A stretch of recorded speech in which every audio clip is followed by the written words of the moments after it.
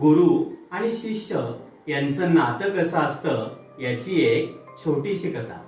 एकदा महारथी कर्ण आणि त्यांचे गुरु भगवान परशुराम एका झाडाखाली विश्रांतीसाठी थांबले होते। भगवान परशुराम कर्णाला म्हणाले की हे शिष्या, मला डोक्याखाली घेण्यासाठी एक छोटासा दगड आणून दे।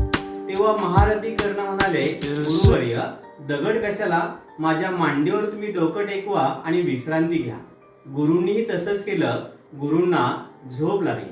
काही वेळानंतर तिथे एक कीटक आला आणि तो कीटक महारथी कर्ण यांच्या मांडीला चावू लागला। तरी गुरूंची झोप मोड होऊ नये म्हणून महारथी कर्ण यांनी आपली मांडी बिलकुल हलवली नाही। त्या कीटकाने आणखीनच चावा घेतला आणि तो मांडी पोखरू लागला।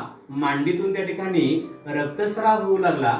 तरी सुद्धा महारथी कर्ण जागचे हल्ले नाही, मांडी सुद्धा हलवली नाही। काही वेळानंतर गुरूंची झोप पूर्ण झाली आणि गुरु उठले। त्यांनी पाहिलं तर महारथी कर्ण यांच्या मांडीतून रक्त येत होते।